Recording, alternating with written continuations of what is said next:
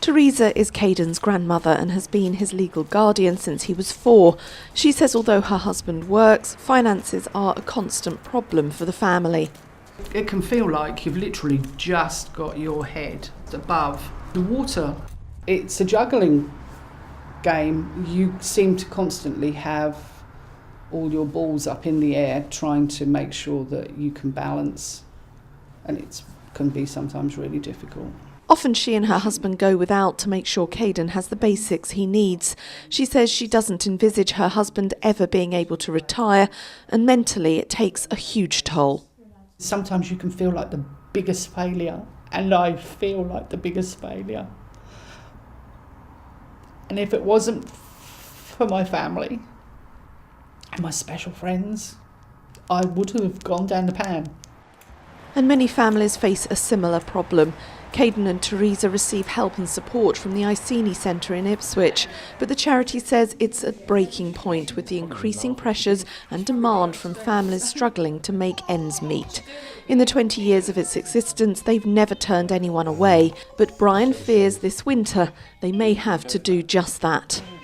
I can't see it ending any time now, and it makes me so angry when I see families who are doing their utmost, struggling to just get by and have to come to places like this in food banks, whereas 5 years ago they would never have imagined that they would be using such facilities. Not only is the situation getting worse, but the face of childhood poverty is changing too.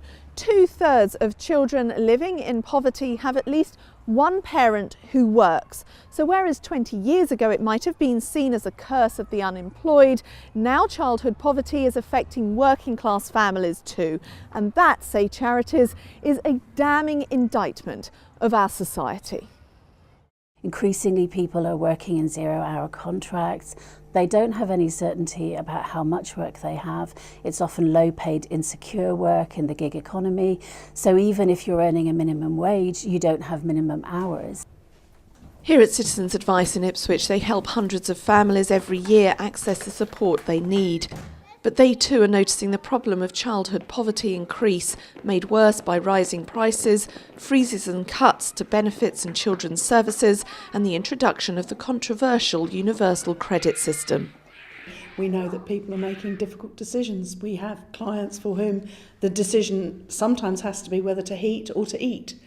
And we have increased numbers of people coming to us as a last resort for food parcels. We're seeing with benefits changes that families are being forced into poverty. A lot of clients accessing universal credit for the first time are having to make multiple attempts to complete the claim in the first place. The waiting time that's written into the architecture of the benefit is also pushing people into hardship. A spokesperson from the Department for Work and Pensions told us, "We understand it can be a juggle to balance family life with work, and that's why we support parents to find a job that fits with their caring commitments. And with universal credit, 85% of childcare costs are covered to support parents in work. We are spending £90 billion a year on working age benefits." But Teresa feels that not enough is being done to support families at the sharp end. The government haven't got any idea.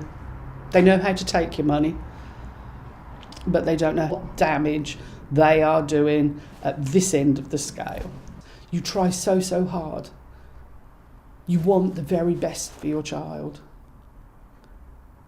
but sometimes circumstances kick against you and that doesn't happen. And it's the child at the end of the day that suffer.